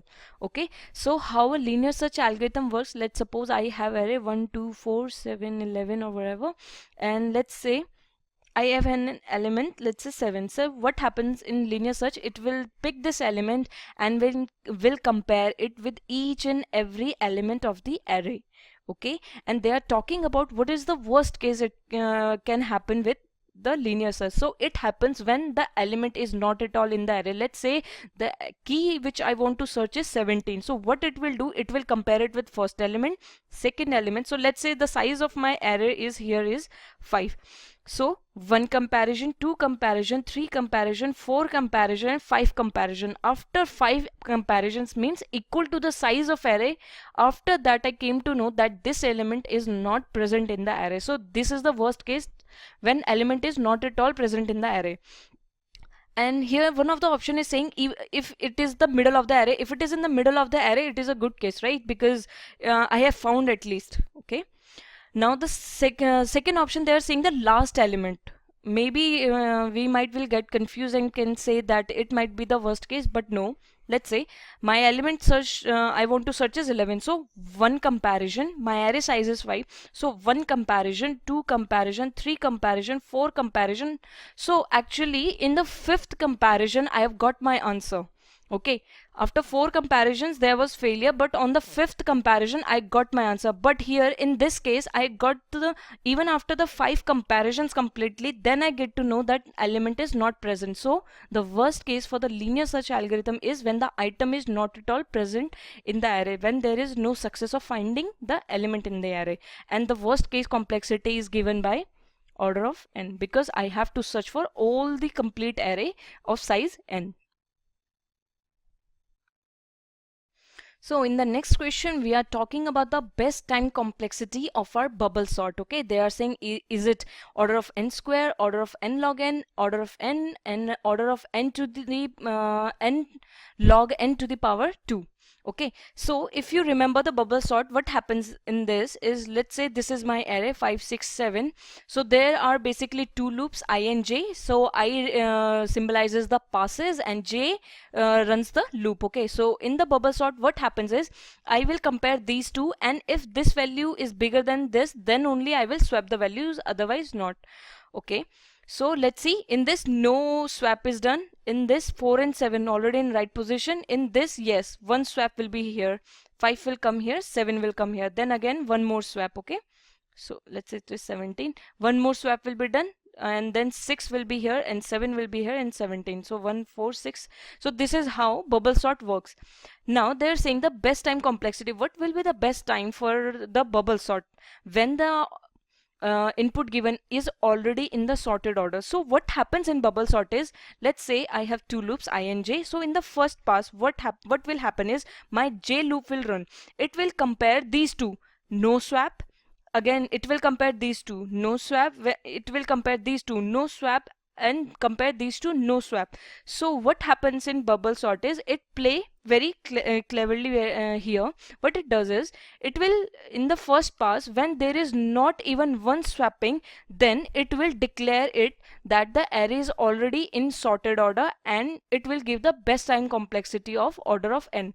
Okay, so what happens is, in the j loop, in the first loop itself, if it sees that there was not even a single pass, it will declare the array as a sorted array, and it is the best case of our bubble sort. So C is the right answer here.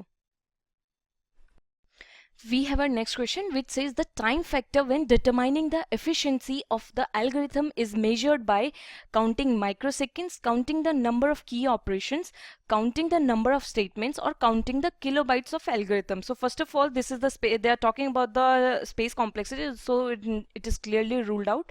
Now the next, they are talking about the time factor when determining the efficiency of algorithm. How do we calculate the efficiency of algorithm? We calculate it for the either the iterative programs or for the recursive programs. Okay, we do not care about how much space our algorithm is taking. We do not care about how many calculation is being done. But when the calculation is happening inside iterative program or a recursive program, then only we calculate the efficiency of our program. So let's say if I have a program like int ab, and I am saying integer c is equals to a plus b, and I am doing some more mathematical operations, then no matter what happens, its complexity will be order of 1 time, because there is no loop. We are not depending on the user's input. There are just 2 values, and we are calculating using the mathematical computations over here. So basically, what is the key point in calculating the efficiency of our algorithm? It is basically based on the number of key operations that you perform. So the B option is right here. Like for example, in the merge sort algorithm, what matters most is how a merging procedure is working, and the total merging procedure depends upon what is the input of the user is given. Okay, what is the size of the input is given. So the time factor totally depends on the number of key operations.